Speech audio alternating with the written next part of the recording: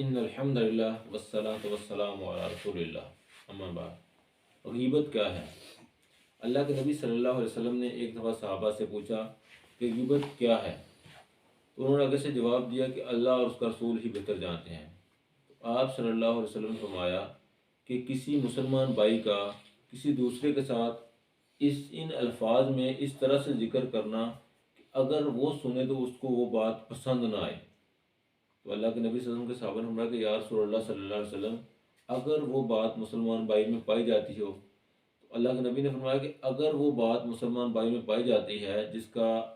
تم لوگوں نے ذکر کیا تو وہ غیبت ہے، اور اگر کسی ایسی بات کا ذکر کیا جو تمہارے بھائی کے میں نہیں پائی جاتی تھی تو تم نے اس پر بہتان لگایا۔ غیبت اتنی خطرناک چیز ہے کہ ایک دفعہ حضرت عائشہ صدیقہ رضی اللہ تعالیٰ عنہ فرماتی ہیں کہ حضرت عائشہ صدیقہ رضی اللہ تعالیٰ عنہ نے نبی صلی اللہ علیہ وسلم سے ان کی دوسری زوجہ حضرت صفیہ کے بارے میں کوئی ایسی بات کی کہ ان کے چھوٹے قد کے متعلق ان کو ایک ایسے انداز میں بات کی کہ جو ان کو پسند نہ ہو۔ تو اللہ کے نبی صلی اللہ علیہ وسلم نے فرمایا کہ عائشہ، اگر تمہارے یہ الفاظ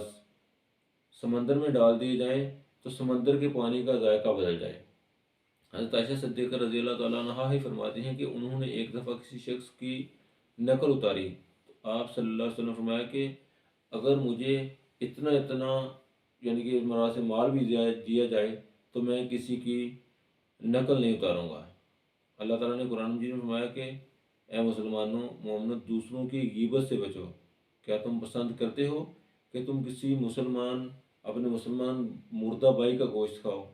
مسلمان مردہ بھائی کا گوشت اس کو کیوں کہا؟ اس لیے کہا کہ غیبت جو ہے وہ کسی انسان کی غیر موجودگی میں کی جاتی ہے، اس کی عزت پر حملہ اس کی غیر موجودگی میں کیا جاتا ہے۔ جس طرح ایک فوت شدہ انسان، ایک مردہ انسان اپنے آپ کا دفاع نہیں کر سکتا اگرچہ کوئی اس کا گوشت نوچتا رہے، اسی طرح غیبت جس کی جاتی ہے وہ اپنی عزت کا دفاع نہیں کر سکتا۔ اور یہ اس بات سے بھی اندازہ لگ سکتا ہے کہ مردہ بھائی کا گوشت، ایک تو انسان جو ہے وہ حرام ہے، پھر وہ بھائی ہے، اور پھر وہ مردہ ہے، تو یہ کتنی کراہت والی بات ہے۔ اللہ کہتا ہے تم اس کو بالکل ناپسند کرو گے، اس لیے ناپسند کرو گے، یہ بہت زیادہ کراہت کی بات ہے کہ ایک تو انسان ہے جو کہ حرام ہے، پھر انسان بھی اپنا بھائی ہے، اور بھائی بھی اور مردہ ہے، تو کیا کوئی پسند کرے گا کہ اپنے مردہ بھائی کا گوشت کھائے؟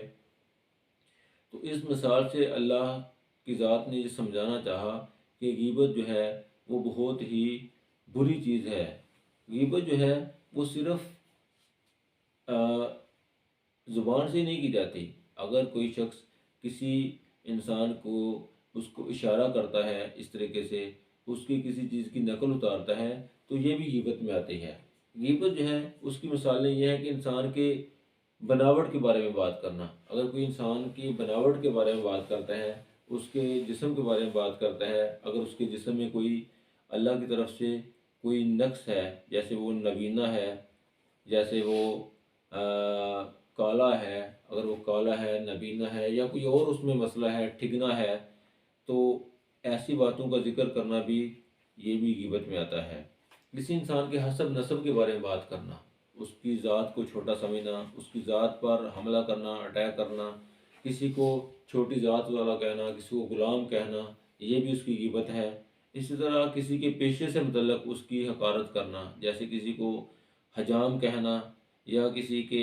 پیشے سے متعلق اس کو کوئی اور قصاب کہنا، یعنی کہ ایسے انداز میں اس کو ایڈریس کرنا کہ جس کو وہ پسند نہ کرتا ہو۔ اسی طرح اگر کسی کو شرعی امور کے اعتبار سے اس کی تحقیر کی جاتی ہے، مثلا کسی کو چور کہنا، ڈاکو کہنا، شرابی کہنا وغیرہ، جو باتیں اس میں ہیں بھی تو ان کا ایسے انداز میں ذکر کرنا کہ اگر وہ سنے تو اس کو یہ باتیں پسند نہ ہوں۔ اسی طرح انسان کے جو ظاہری وضاقتہ ہے اس سے متعلق اس کو اس طریقے سے دیکھنا، جیسے کسی کو لمبے کپڑوں والا کہنا، چھوٹے کپڑوں والا کہنا، کسی کے کپڑوں سے متعلق جو ہے نا اس کو ڈسکس کرنا کہ اس کے اگر وہ سن لے تو اس کو یہ بات پسند نہ ہو، یا پھر کسی کو کہنا کہ فلاں بہت باتونی ہے، فلاں بہت سست ہے، فلاں بہت جاہل ہے وغیرہ، یا پھر کہ اس کسی کے کھانے پینے کے بارے میں ڈسکس کرنا کہ وہ اچھا نہیں کھاتا، وہ اچھا نہیں پیتا، اس کا رہنے سہنے کا انداز یہ ہے، اس کی رہائش کے بارے میں بات کرنا، تو ایک انسان کے بارے میں جتنی بھی باتیں ہو سکتی ہیں جن کو وہ ناپسند کرتا ہے، جو بھی بات ان سے متعلق کی جائے وہ غیبت میں آتی ہے، اور غیبت جو ہے وہ مردہ بائی کا گوشت کھانے کے مترادف ہے۔ اللہ سے دعا ہے کہ اللہ تعالی ہمیں غیبت سے بچنے کی توفیق عطا فرمائے۔